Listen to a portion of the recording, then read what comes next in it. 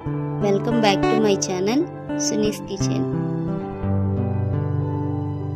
Like చేయండి, share చేయండి, subscribe అవ్వండి. హాయ్ అండి, ఎలా ఉన్నారు? నేనైతే చాలా బాగున్నాను. ఈరోజు మీకు టిఫిన్లోకైనా రైస్లోకైనా మంచి హెల్దీ కారపొడి ఒకటి చూపిస్తానండి. నేను ఉదయాన్నే ఆవిరి కుడుము పెట్టానండి. దీంట్లోకి ఈ కారపొడి వేసి పెట్టాను. ఈ కారపొడి దేంతో చేశానో ఎలా చేశానో మీకు చూపిస్తాను. చాలా హెల్దీ అండి. ఈ మధ్యన చాలామంది ఈ పొడిని తినాలని అంటున్నారు కదా, అదేనండి అవిసె గింజలు. ఈ అవిసె గింజలు పొడి చేసి కూరల్లో అలాగే రైస్లో వేసి పెడతా ఉంటాము. అలాగే పిల్లలకు కూడా అలవాటు చేయాలి అని అంటారు. ఇందులో ఈ అవిసె గింజల్లో చాలా పోషకాలు ఉన్నాయండి. ఈ అవిసె గింజల్లో ప్రోటీన్, ఫైబర్ అధిక సంఖ్యలో ఉంటుందండి. 100 గ్రాములకి 27% ఉంటుంది. దీనిలో ఒమేగా 3 కూడా ఉండడం వల్ల రోగనిరోధక శక్తిని పెంచుతుంది. దీనివల్ల ఎటువంటి ఫంగస్ ఇట్లాంటివి మనకు దరి చేరకుండా చేస్తుందండి.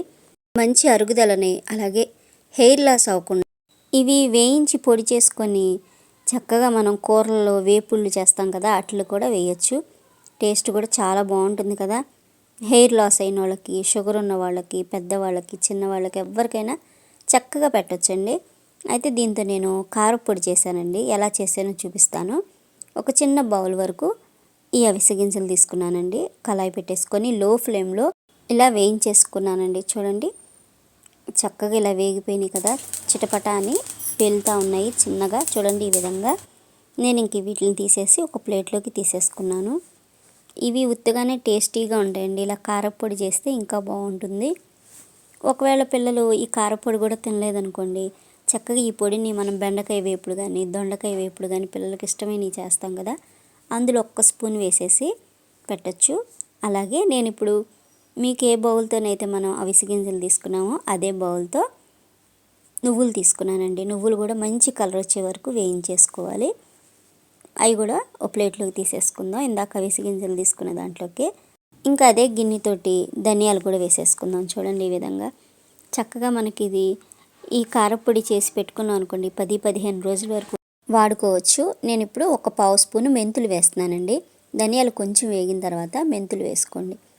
1 స్పూనున్నర వరకు జీలకర్ర వేసుకున్నాను. చూడండి, ఇప్పుడు ధనియాలు, మెంతులు, జీలకర్ర మంచి ఫ్లేవర్ వచ్చే వరకు వేయించుకోండి. ఇవి మంచి వాసన వస్తూ ఉంటాయి కదా, అప్పుడు తీసేసి ఇవి కూడా వేసేసుకోండి. చూడండి, ఇలా వేసేసుకొని పక్కన పెట్టేసుకొని ఇప్పుడు ఒక 20 వరకు ఎండుమిర్చి తీసుకున్నానండి. ఎండుమిర్చి ఇలా కాడలు తీసేసి ముచ్చుకులు తీసేసి వేసేసి ఇవి కూడా కాస్త వేయించేసుకుందాం. కొంచెం కలర్ చేంజ్ అయితే సరిపోతుంది. చూడండి, ఈ విధంగా ఇవి కూడా తీసేసుకోండి. ఒక 3 రెమ్మల వరకు కరివేపాకు వేసుకోండి.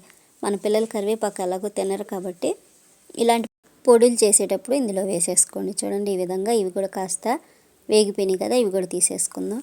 దీనికోసం ఒక 5-6 వెల్లుల్లి రెబ్బలు తీసుకున్నానండి నేను. చూడండి, ఈ తొక్కతోనే వేసేసాను నేను. ఈ విధంగా ఈ కాస్త వేయించుకుందాం. అలాగే చింతపండు ఒక 3 రెమ్మల వరకు ఇలా తీసుకొని తడిపోయే వరకు ఇలా వేయించేసుకుందాం. చూడండి, ఈ విధంగా ఇవి కూడా వేగిపోయినాయి. ఇక ఇవి కూడా తీసేసి ఇందాక మనం అన్నీ తీసి పెట్టుకున్న దాంట్లోకి వేసేసుకుందాం అండి. ఇక పొయ్యి కట్టేయడమే. ఇది ఒక 2 నిమిషాలు అలా చల్లార్చామనుకోండి, మనం మిక్సీ పట్టేసేయచ్చు. రోజు టిఫిన్స్లో ఉప్మా అయినా సరే కారప్పొడి వేసుకునే అలవాటు చాలామందికి ఉంటుందండి. వాళ్ళకి కారపొడి ఈ అవిసె గింజలతో చేసింది ఉదయాన్నే ఇచ్చిన దాంట్లోకి చాలా టేస్టీగా ఉంటుంది. ఉప్మాలోకైనా, ఇడ్లీకైనా, ఆవిరి కుడుముకైనా చాలా బాగుంటుందండి. రైస్లోకి కూడా నెయ్యి వేసుకొని రైస్లోకి అయితే చాలా వేడివేడి అన్నంలో కూడా చాలా బాగుంది. ఇలా ఈ కారపొడి మనం చేసి రెడీగా పెట్టుకున్నాం అనుకోండి, మనకి టిఫిన్స్కైనా, రైస్కైనా, అలాగే చపాతీకైనా కూడా చాలా బాగుంటుంది. నేను ఇలా వేసేసి సాల్ట్ వేసి మిక్సీ పట్టేశానండి. కల్లుప్పు వేసానండి. కల్లుప్పు అనుకోండి టేస్ట్ బాగుంటుంది. ఇంకా అదే కల్లుప్పు వేసుకొని నేను ఇలా మిక్సీ పట్టేశాను. కొంచెం చల్లారిన తర్వాత ఒక బాక్స్ తీసుకొని అందులోకి ఇలా స్టోర్ చేసేసుకున్నానండి. సింపుల్గా అయిపోయింది. టేస్ట్ అయితే చాలా బాగుంది. మీరు అవిసె గింజలతో కారపొడి చేయాలనుకుంటే ఈ విధంగా చేసి చూడండి. చాలా టేస్టీగా, హెల్దీగా, తేలికగా అయిపోతుంది. అరుగుదల కూడా ఉంటుంది కదా. మామూలు కారపొడిలాగా తేనుపులు కూడా రావండి ఈ కారపొడికి. ఇలా ట్రై చేయండి.